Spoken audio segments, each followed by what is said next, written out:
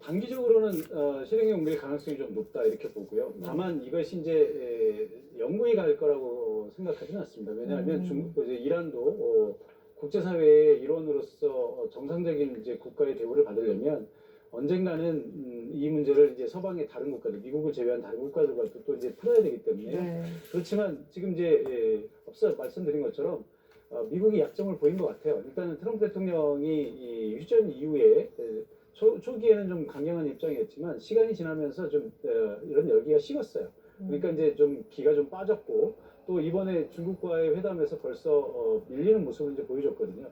근데 이런 약점을 보여주면서 이란이 좀 기회를 엿보는 거 아닌가 이렇게 생각이 들고요. 또 한편으로는 중국과의 관계에서 볼 때 지금 이란이 얘기하는 것을 잘 들어보면 여기를 우리가 통제하겠지만 우리와 우호적인 국가들한테는 크게 문제가 없을 것이다라는 얘기거든요.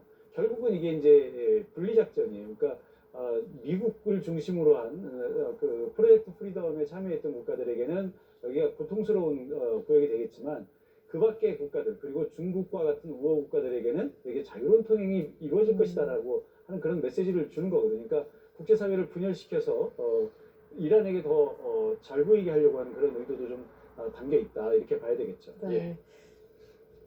네, 교수님께서는 뭐 실제 통행료 징수 이란이 나설 가능성 또 파장 어떻게 예상하세요? 저희 의견을 드리면은 이미 통행료는 징수받고 있다. 이란 자체적으로. 이 부분을 여러분께 말씀드릴게요. 그러니까 1배럴당 1달러가량의 통행료를 징수하기로 한 것. 네. 이것은 이제 외신을 통해 여러분 다 접속하셨을 겁니다. 그런데 이 유조선 입장에서 거대한 LNG 선박 입장에서 이 선박 한 척당 30조가량의 통행료를 내는 거. 그게 그렇게 부담스러운 게 아닙니다.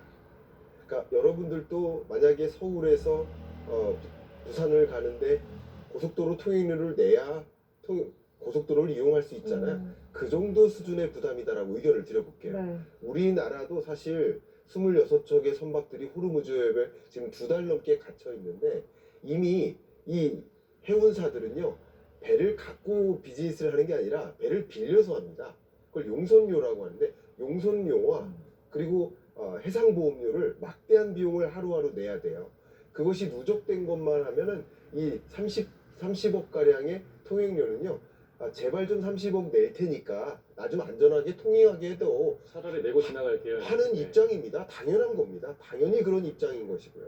그러니까 이란 입장에서는 지금 이미 그런 것을 표현했기 때문에 그 이후에 지나다니는 선박에 대해서 통행료를 이미 부과하고 있는 것으로 저는 판단을 하고요. 이게 국제사회에서 인정돼야 된다. 국제법에 맞다라는 주장이 아니라 지금 이란은 국제법에 맞지 않게 이렇게 행동을 하고 있는 상황이라고 볼 수 있고 이게 향후 제도화 될 것인지 국제사회가 이 부분을 인정하는 추세로 갈 것인지 그 부분을 이제 지켜봐야 될 과정이라고 생각합니다. 지금 저희가 계속 보도를 해드리고 있는 부분인데 아랍에미리트 원전이 지금 드론의 공격을 받았습니다. 다행히 인명 피해가 발생하진 않았고 방사능 수치에도 변화가 없는 것으로 전해지고는 있는데 지금 이건 어떻게 해석을 해야 됩니까?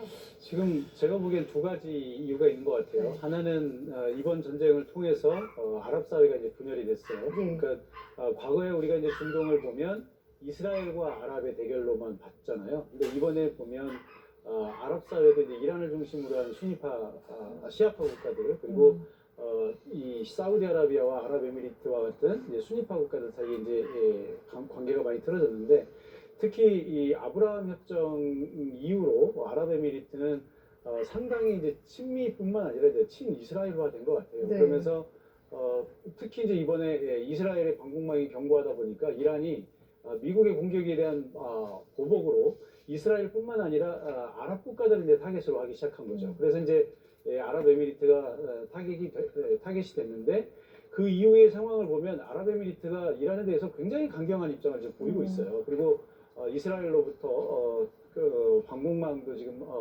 제공을 받고 있고 이런 상황이거든요.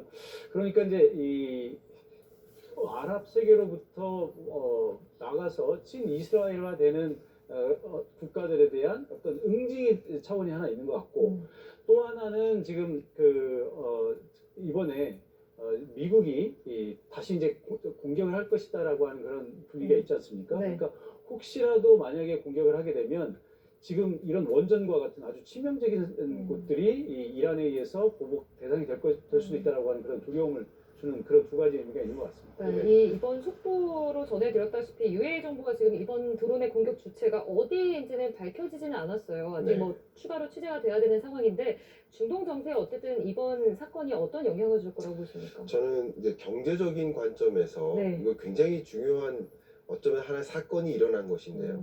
제가 이 사건이 경제적으로 어떤 의미인지를 좀 설명을 드려보면요. 일단 이 바라카 원전은요, 중동 지역에 건설된 최초의 상업용 원자력 발전소입니다. 근데 이걸 우리나라가 한국전력이 2009년에 수주했고요. 2024년 4월부터 가동됐습니다. 4기가. 4기가 가동됐는데 지금 2년째 되고 있는 겁니다. 자, 근데 여기서 이게 지금 드론 공격이 있었다는 건 팩트예요. 네. 네. 누가 공격했는지 몰라요. 아마도 이런이겠다라고 추정은 해보겠지만, 근데 공격이 있었다. 근데 화재가 났다. 그런데 인명 피해나 뭐 혹은 원자력 뭐 노출 사태나 반사능 수치 반사능 수치의 변화가 없거나 네. 이런 일들이 발표된 거예요. 그러면 이것을 본다면 와, 시공 능력 괜찮다. 한국의 내구성, 안전성 굉장히 훌륭하다. 인명 피해 없었고 여러 문제가 없었다. 드론의 공격이 있었음에도 불구하고 이것은 이 원자력 발전소에 있어서 굉장히 중요한 기준, 선정 기준. 세계적으로 지금 원자력 발전 발주가 일어나고 있습니다. 데이터 센터 건설을 하기 위해서 그러기 위해서는 절대적으로 필요한 이 전력을 공급해야 되는데 지금 UAE 같은 경우 사용하고 있는 전체 총 전력량 중에 25%가 우리나라가 만든 이 바라카 원전입니다. 근데 그렇기 때문에 이게 의미가 있는 것인데 세계적으로 원자력 발전 발주가 늘어나는 국면에서 우리 한국의 이 지정학적 불안은 계속 고조됐잖아요. 근데 우리 한국이 건설한 이 원자력 발전소가 내구성이나 안전성 면에서 상당한 지위를 갖고 있다는 것이 인증된 거예요. 그렇기 때문에 저는 이런 부분은 우리 뭐 한국 경제에 긍정적인 해석적 포인트도 있다고 판단된다. 이 말씀 좀 드려보고 싶습니다. 네. 예, 알겠습니다. 두 분 말씀